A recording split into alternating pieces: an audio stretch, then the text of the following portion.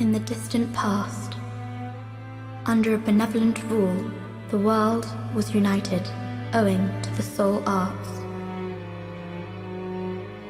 Until a lust for power caused the awakening of the Old One.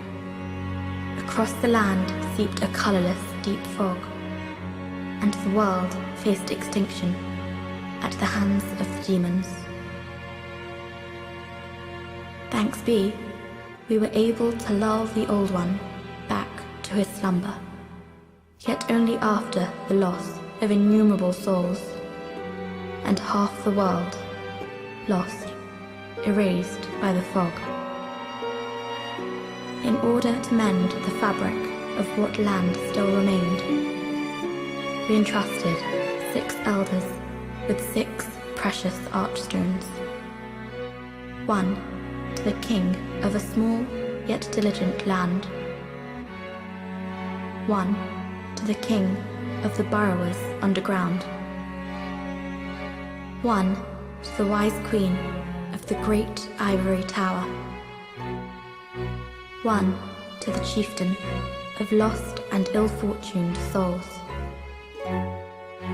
1 to the shaman of the tempest-worshipping shadowmen. And the last to the great giants of the northern lands. The archstones were placed at nodes across the earth. We contained the Old One inside this nexus and banned the soul arts. Finally, we became monumentals, half-living sentinels of the fabric of reality. Alas, the other monumentals have perished, and only I remain.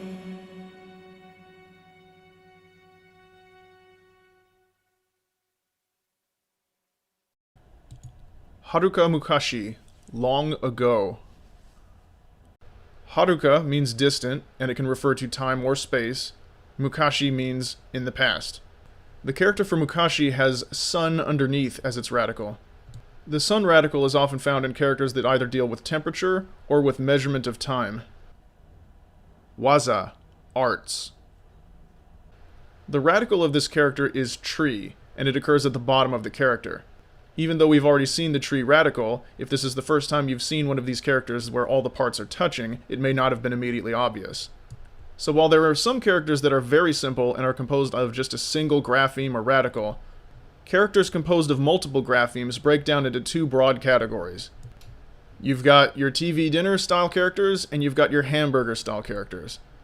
TV dinner style characters have all their graphemes neatly apart from one another so that they don't mix or overlap. Hamburger style characters are still composed of distinct subcomponents, but they touch or overlap with each other. So in a TV dinner, if you don't want to eat the green beans, you don't have to. But if you get a burger with things on it that you don't want, it's a bit of a chore to open up the sandwich and scrape out the things that you don't want. For this reason, TV dinner style characters are child's play to look up, no matter how complicated they might look. With hamburger style characters, you can either zoom in on a kanji and look for the lines that might form a familiar radical, or you can simply look it up in a stroke index by the total number of strokes in the character. Looking up a character by its stroke count is a bit of a last-ditch effort you can make if you don't know any of the readings of a character and you can't identify its radical. Akunaki, insatiable. Aku means to become sated, Naki means lacking. The character Aku has food to the left as its radical. Shojita, produced. The kanji used here can mean life, birth, production, or creation. Normally when you see a kanji on its own, or a single kanji with hiragana spilling out the back of it, it's a kun reading. But in this case, they used a standalone on reading with a light verb, jiru, supporting it. Jiru becomes jita in the past tense. Let me just explain in brief why there are on and kun readings to begin with. The English language has a Germanic vocabulary base to it. When the Normans invaded, they brought with them a large number of French words, which of course are based off Latin roots. Had the Normans brought with them an ideographical writing system akin to what the Chinese use, The Germanic-speaking Britons likely would have adopted the writing system along with the loanwords. So let's say that instead of spelling out the Latin-based word circle, they instead simply drew a picture of a circle. The native Britons likely would have done the same when they wanted to use this new word, but they also could have mapped to this picture a Germanic word like ring, which has a similar meaning. Whether that circle was meant to be read aloud as circle or ring would depend either on context or whether it had any letters spilling out the back of it, clarifying it, much like in our stop sign example earlier on in the series. This, in a nutshell, is how Chinese characters came to be adapted to the Japanese language. As they brought in the writing system, they brought a massive influx of Chinese loanwords in what would eventually become the own readings of those characters. Then they additionally mapped their own native words in what would eventually become the kun readings. In practice, not every character even uses more than one reading. Many of them only use a single on reading.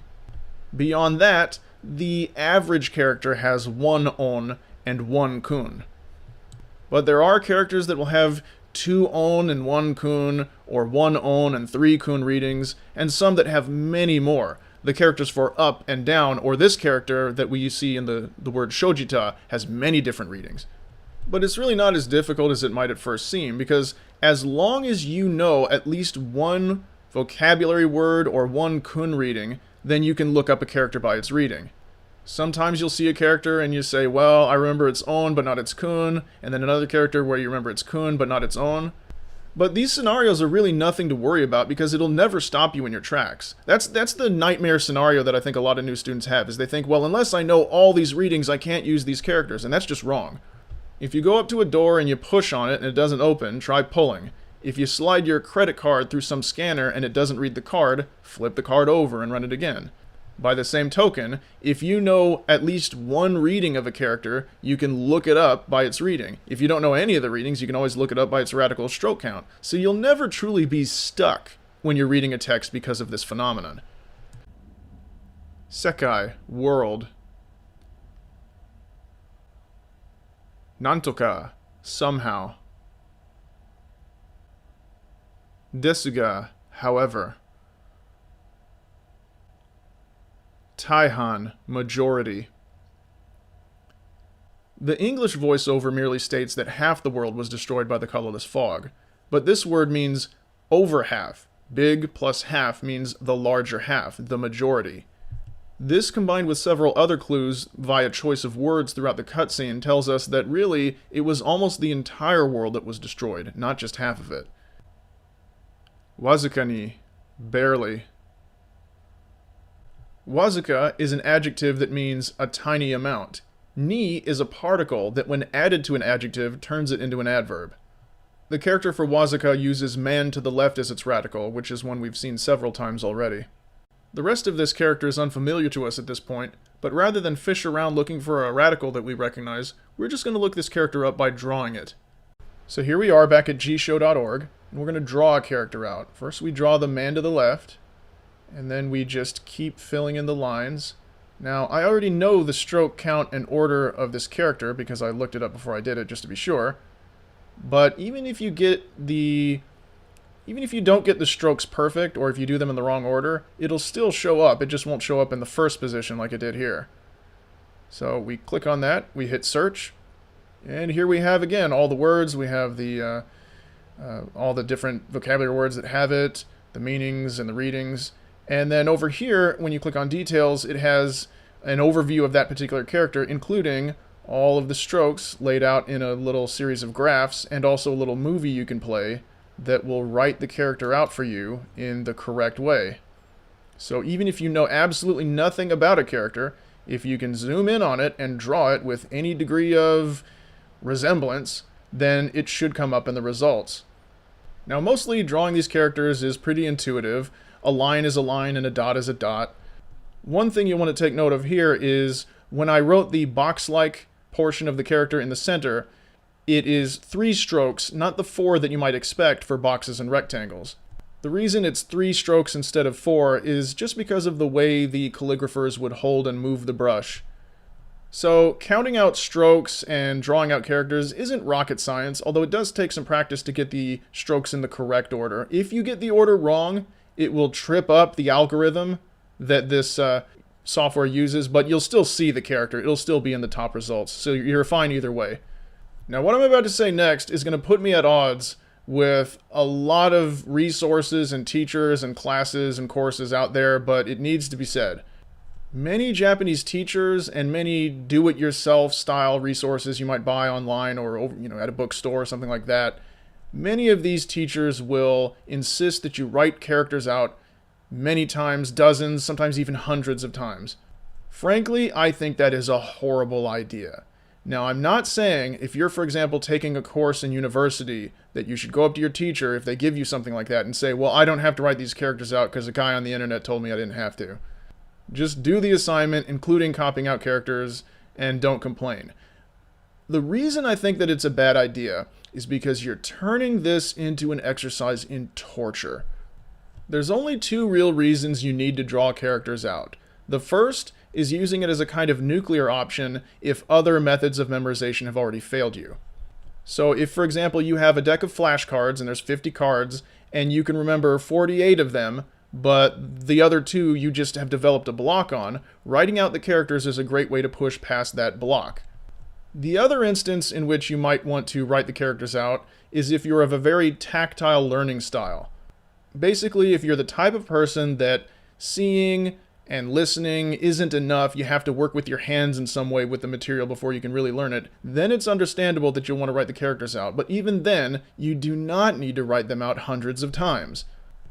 Of students that don't immediately give up when they get a glimpse of the complexity of the language, I can only imagine how many have quit just because of this. Just because of teachers that say, write each character, every single character out 100 or more times. That is ridiculous. It is exorbitant. There are thousands of characters. If you write them out each hundreds of times, you are writing out hundreds of thousands of characters, and your hand is going to fall off, and you will quit.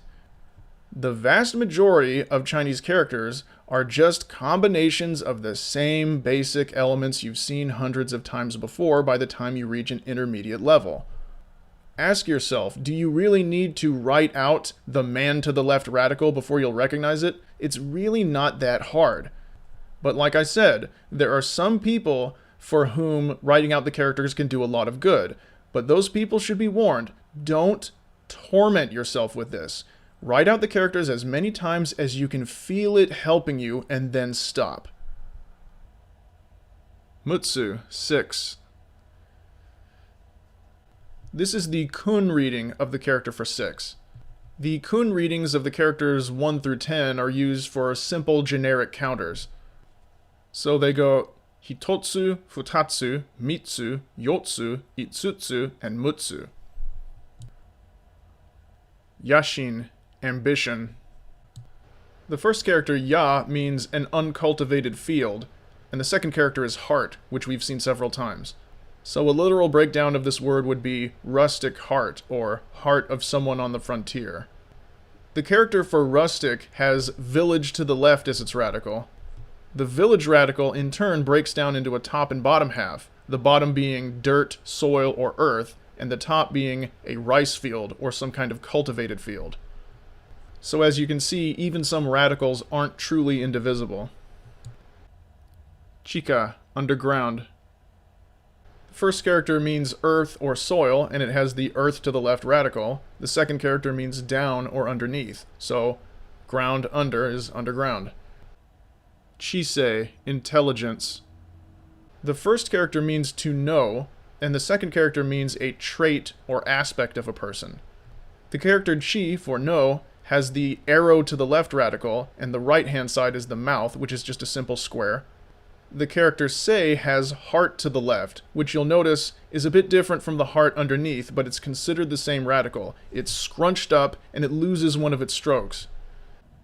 Samayoiru, wander. Arashi, storm.